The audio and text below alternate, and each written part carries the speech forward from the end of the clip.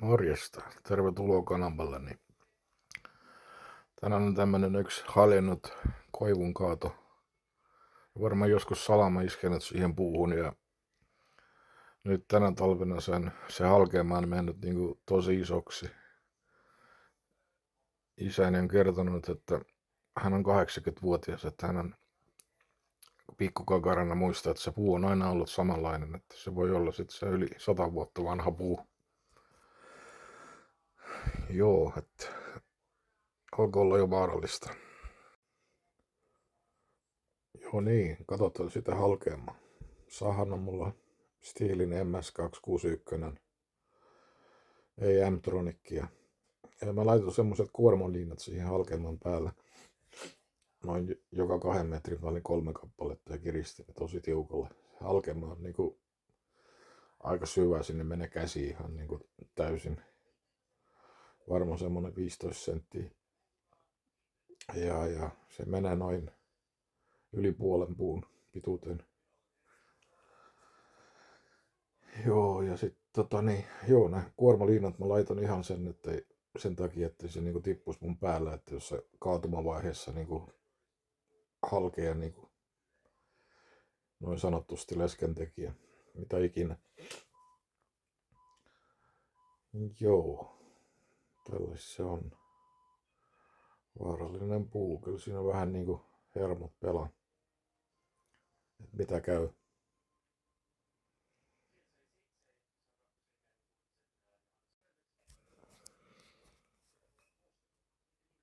Joo, ei mitään. Saha käyntiin.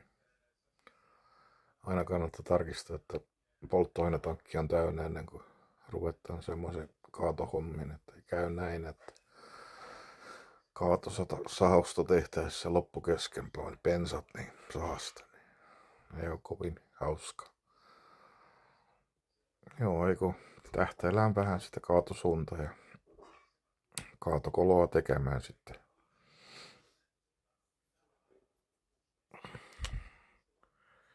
Itse on tykännyt tehdä yläsahauksen ensin, koska yläsahauksen tuosta näkee itse asiassa, että kun yläsahaus on tehty, että mihin se, niinku se ketju tulee näkyviin sieltä raosta, ettei saa niinku yli. Ja muutenkin niinku tuntuu, minusta ainakin tuntuu niinku paremmalta se yläsahaus ensin. Koska varmaan näin on tullut opeteltua tää homma ja on niinku pysynyt sillä tavalla. Koska laippa on lyhyt, niin joutui toiselta puolelta vielä vähän saamaan. On 16 laippa tuossa sahassa.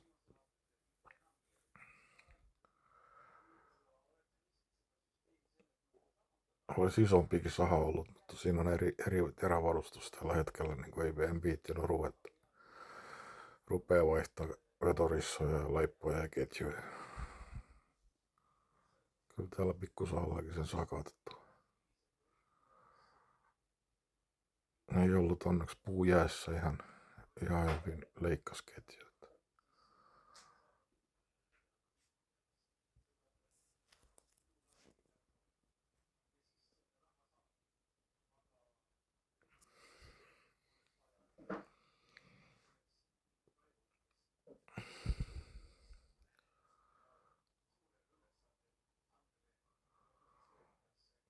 Kaatokolo kannattaa aina niinku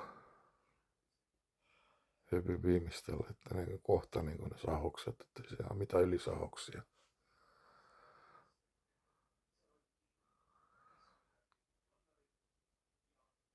Vielä viimeiset tarkistukset, että on kaikki hyvin. Olisi saanut vähän isompikin olla, mutta joo, laippa ei yletty. Nyt mä laikan sivut vähän pois, että pistosahaus menisi läpi tyvän.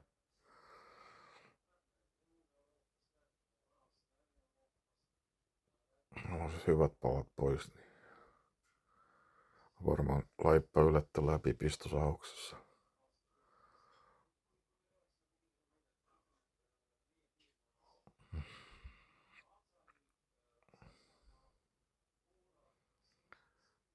Ja muutenkin koivussa niin näkee paremmin, että missä se niin pitopuu on, että parempi kontrolli.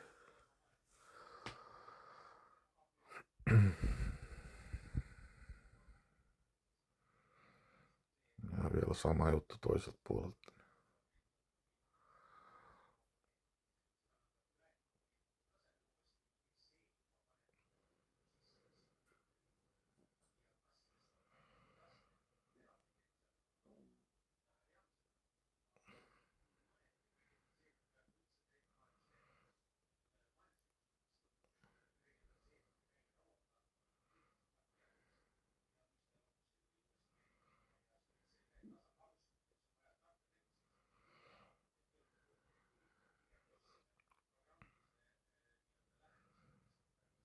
Nyt laippa yletty. Vielä on vähän kaatosuunnan tarkistus. On hyvä.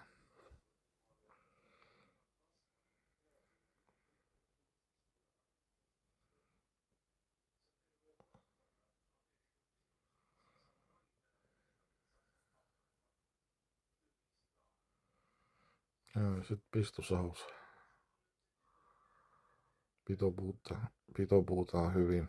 Semmonen vajaa 10 senttiä, varmaan 7-8 senttiä. Nyt menen toiselta puolelta katsomaan, tuliko se läpi. Tuli.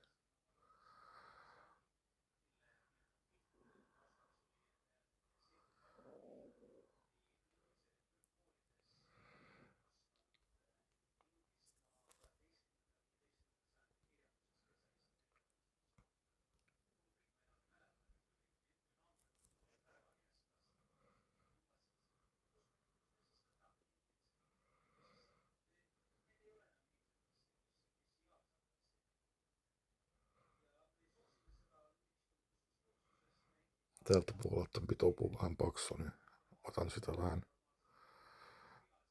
ohuemmaksi.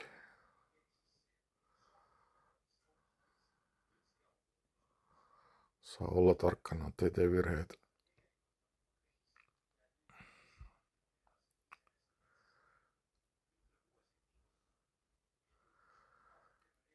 Joo, ja tässä vaiheessa menen vielä kiristämään sitä vetoa vähän, että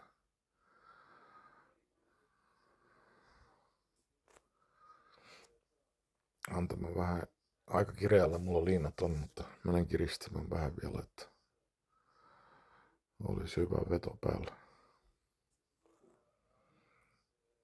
Ja ei kannata niin lähteä kävelemään sen kaatoa niin linjan alta, että varsinkin selän takaa, jos se puu tulee selkään, niin ei kovin kivaa. Mulla on nämä kiristäjät jo aika niin tiukossa, mutta vähän vielä onnistu kiristää sitä.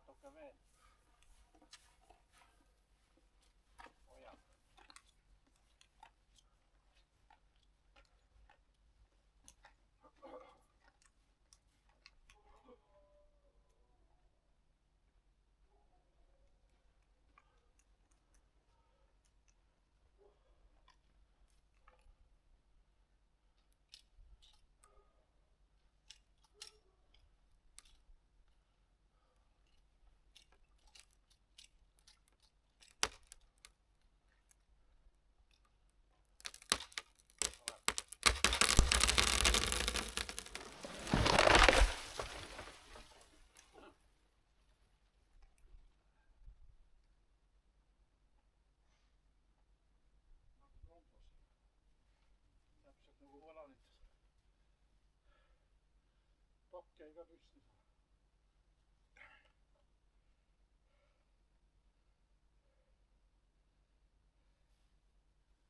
Se vaan nyt kerran loppu.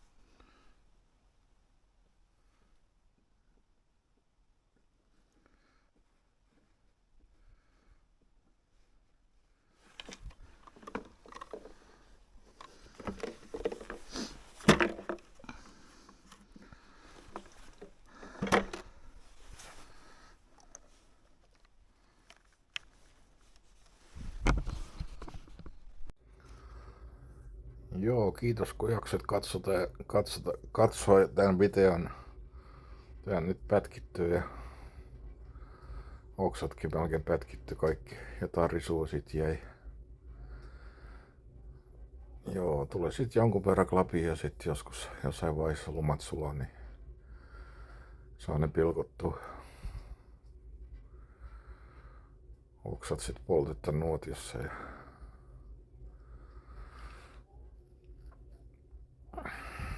joo, kaikki hyvin. Kiitos paljon vielä. Moi.